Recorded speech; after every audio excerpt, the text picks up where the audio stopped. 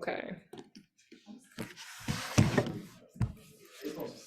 I had to laugh because I don't know if you guys could tell, but I had like more than the average amount of caffeine for me on Friday. And I was like, it's really fun that I record myself so I can look at myself all hopped up on caffeine. Second hour was very worried about me. I did like a high kick at one point and they were like, are you all right? I might have. I was very jittery.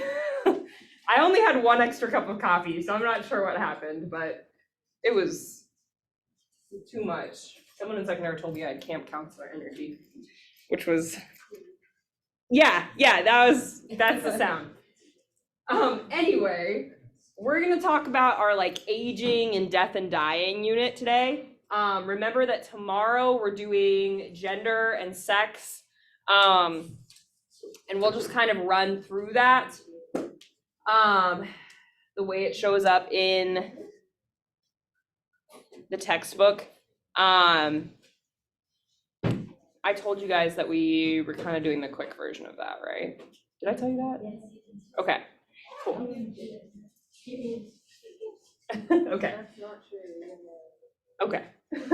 Anyway, we're gonna do these key terms. I'm pretty sure this is the last time I'm gonna make you do key terms this unit, so. I think unit 8, we don't do it as much, so bear with me through it.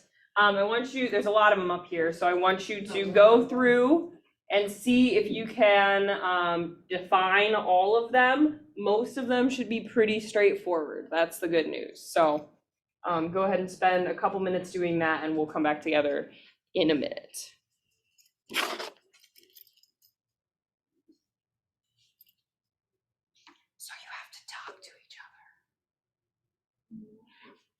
You have to speak to each other.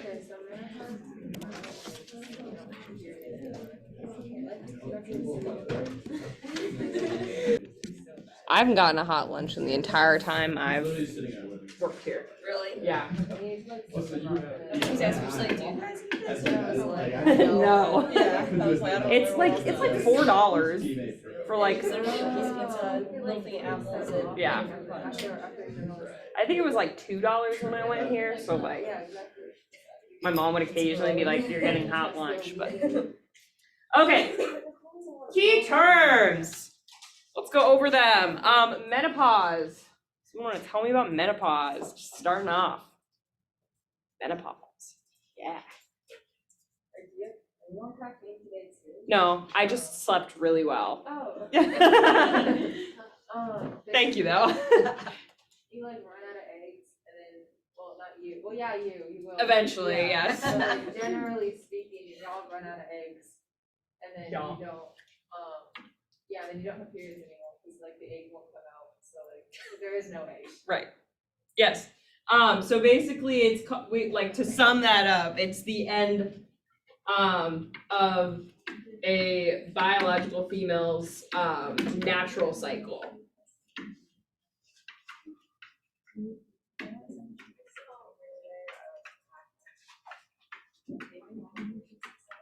Natural reproductive cycle, you are correct that it occurs when they run out of eggs. Usually happens around 45 to 55. And then they stop menstruating. Okay.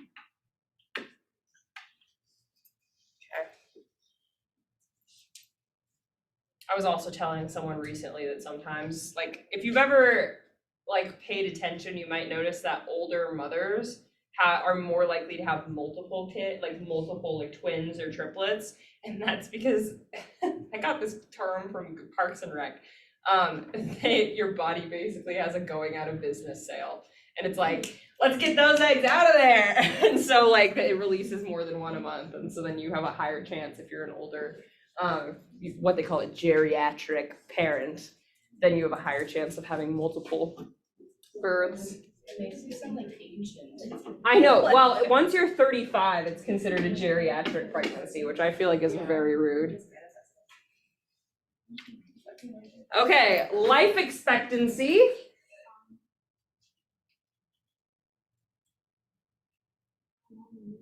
Yeah, it's basically like the expectation for the average expectation for how long a person's gonna live. It varies from country to country.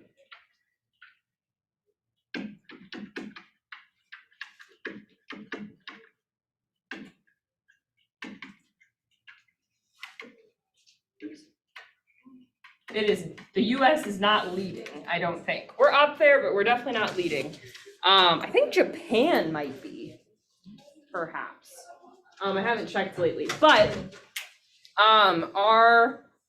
in general, life expectancy has increased 20 years from 1950 to 2010. So it's in the high 70s, like low 80s generally now. It used to be in the 50s, 60s, somewhere around there. So it has drastically increased in the last 60 years, 70 years.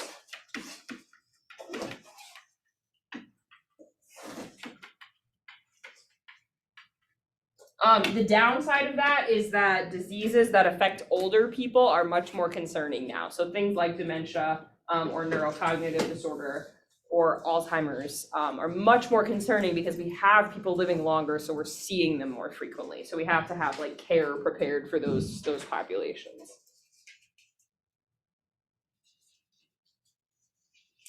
Okay. All right. Neurocognitive disorder, formerly known as dementia.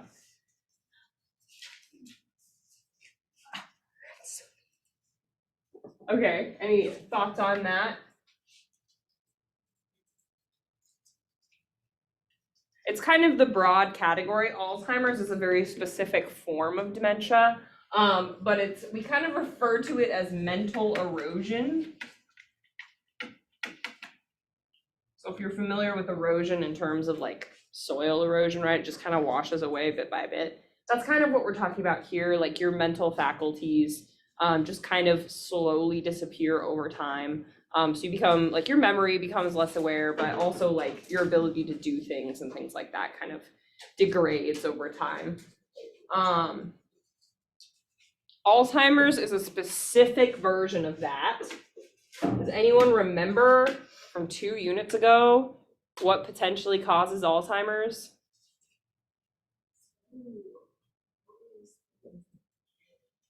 Yes, it is something decaying, yes. It's alliterative, if that helps. ACA, yeah, acetylcholine, yeah, it's an undersupply of acetylcholine that is believed to cause this.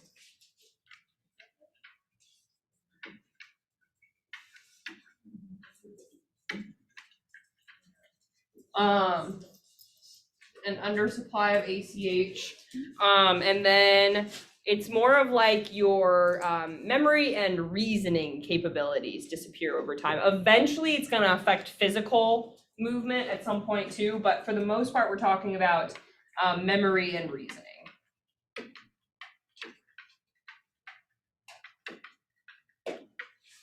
The good news about this is that there are some developments in treatment. I was just reading about it a minute ago, and it looks like there has been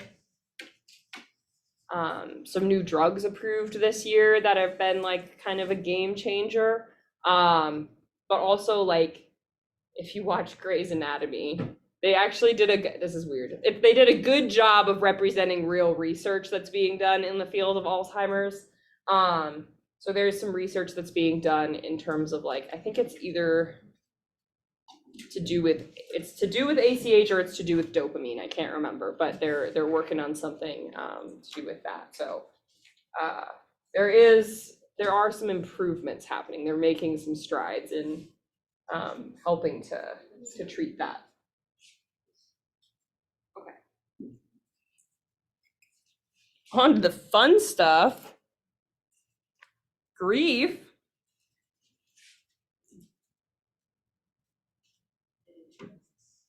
What? It exists. Okay, what is it?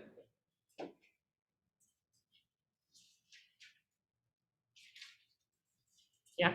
Process of dealing with a loss. Yeah, it's the process of dealing with a loss. You might feel sadness or something like that, but yeah, the process, that's a great way to phrase it.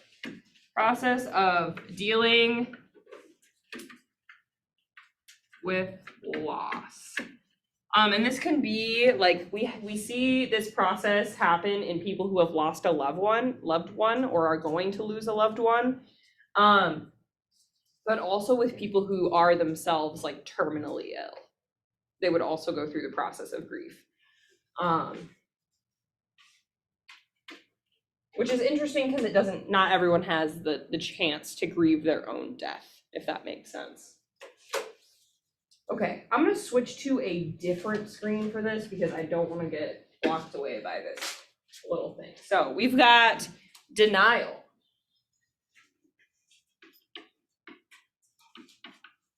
I'm just gonna have you guys tell me the stages. I remember them, but I want to see if you can tell me.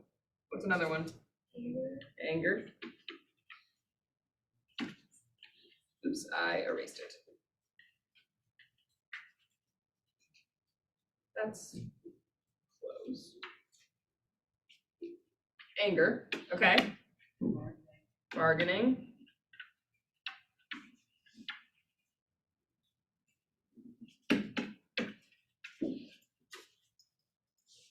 Depression.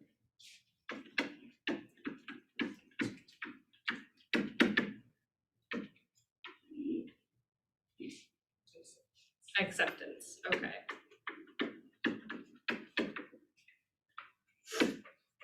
All right, so tell me about denial. It's not just a river in Egypt.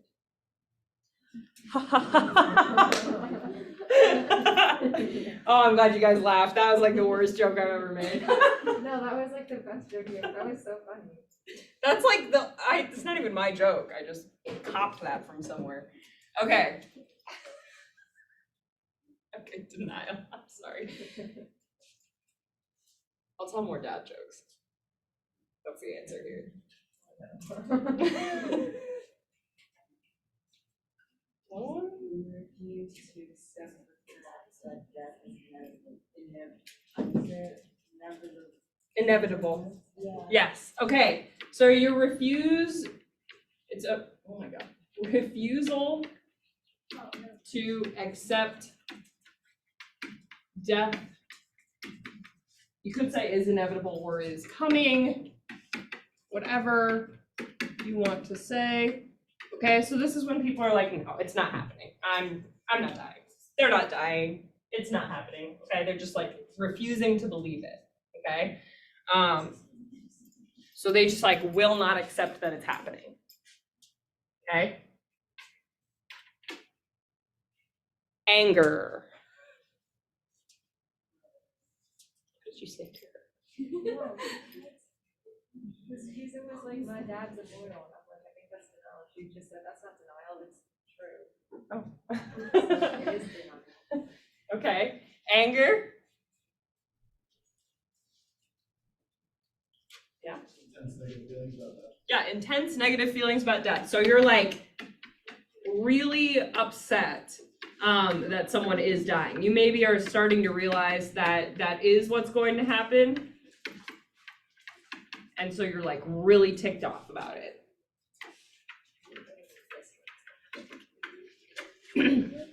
And this can manifest in a number of ways. You could be angry at it depends also on the situation.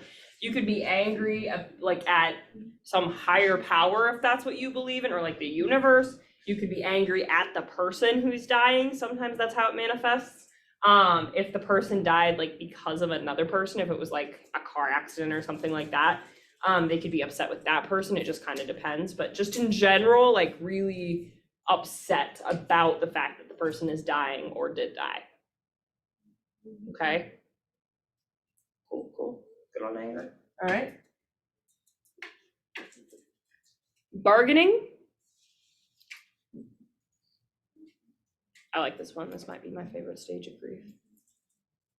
They try to make unfulfilled promises to themselves in exchange for certain services they do.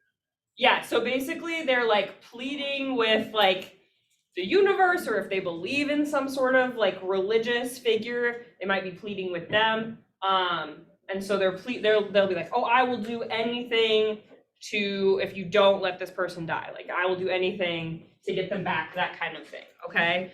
So making deals or, oops, I can't write today, or promises to save a loved one. Or yourself, I mean, if you're the one who's dying. Right, if you're dying from a terminal illness, you might be like, I'll do anything, just find me like a miracle cure or whatever. That kind of thing.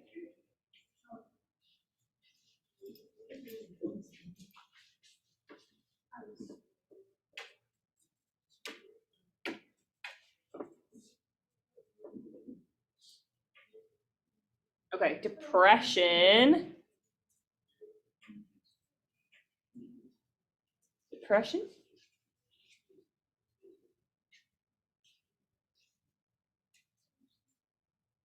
No one on the front of depression?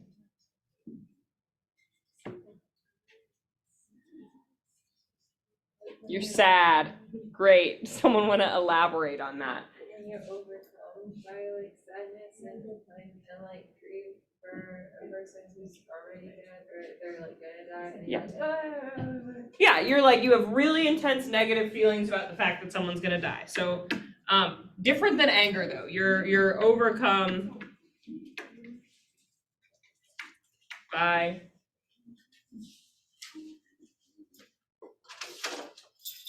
sadness.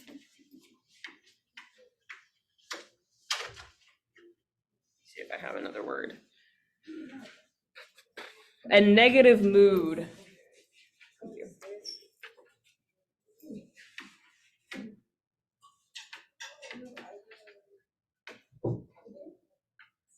Relating to death.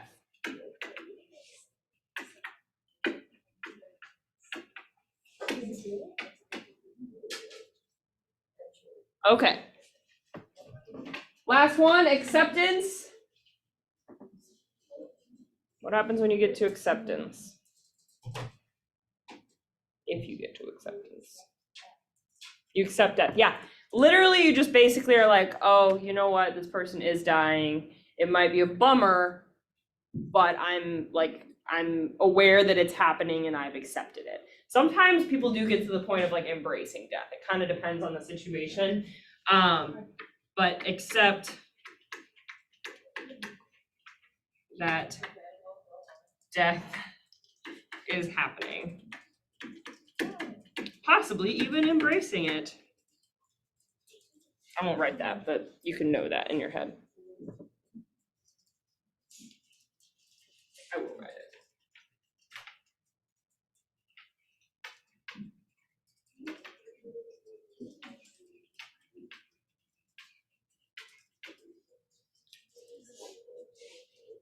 Okay.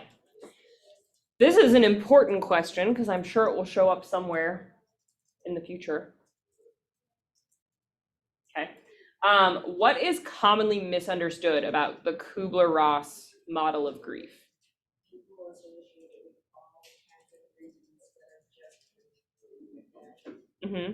Well, and it can be used for all kinds of grief, but there's one, I mean, so like, but yes, it is more commonly associated with death. What's the big problem with how people talk about this generally? Do you guys know?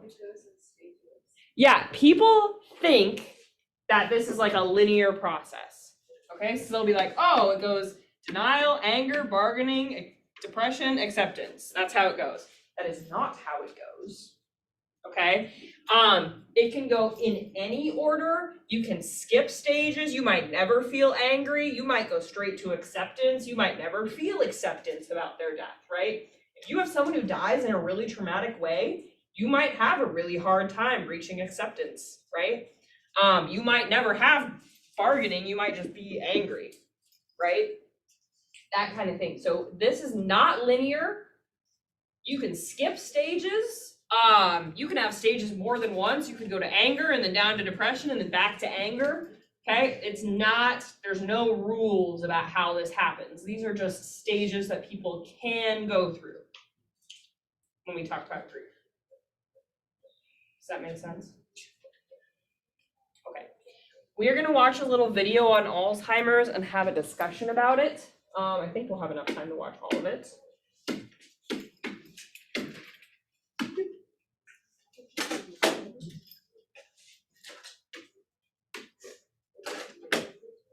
What? Let me pause this real quick. And I'll close the blinds in a minute so you can see it a little better. Really fast. That Alzheimer's progression. And it's, I think, when was that? 2007 to 2008? Is that what they said? I think that we looked it up last year and she had, hold on, she was an actress, so you can find her.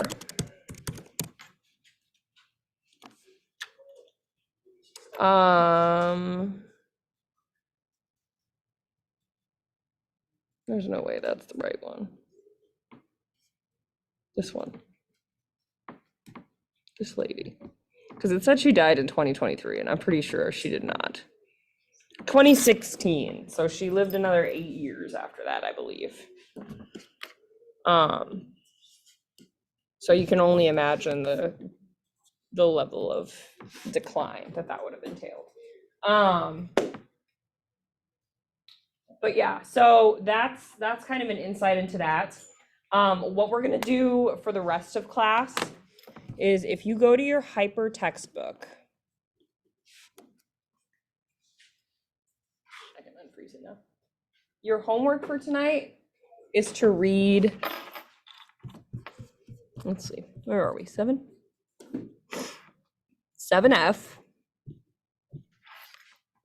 This is a very helpful graphic, by the way. I know it looks silly, but it's very helpful.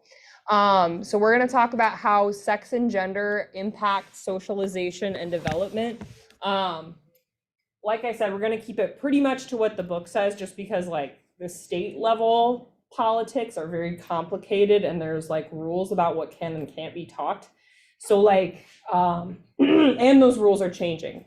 So I don't want anyone to get into trouble, namely me, by teaching something that's deemed illegal. So if you have questions, you are more than welcome to write down questions on a little note card or scrap of paper. And if you have questions about this, you can come to class tomorrow and you can ask me questions. We were going to watch a documentary called Transhood, which is an HBO Max documentary from the last couple of years. It was recommended by PFLAG. We used to watch a different documentary and it was like a little outdated, so this would have been the first year we were going to watch it. You can still watch that on your own if you would like.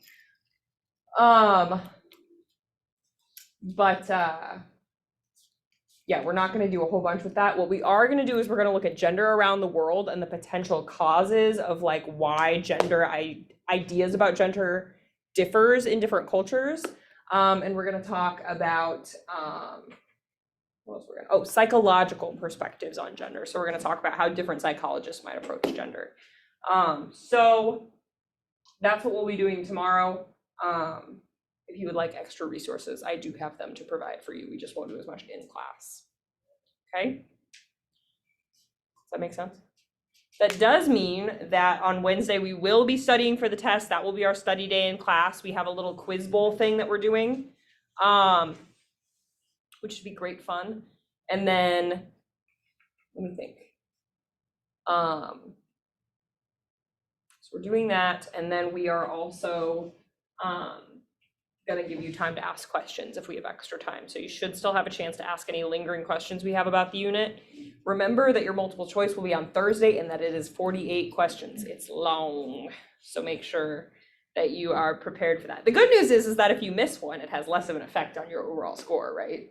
Than like a 20 question test. So that's a plus. It's 2% of your grade when you miss a question instead of 5% of your grade, which is nice. That's all. So just work on this for a little bit, read through it, skim it, kind of pre-read.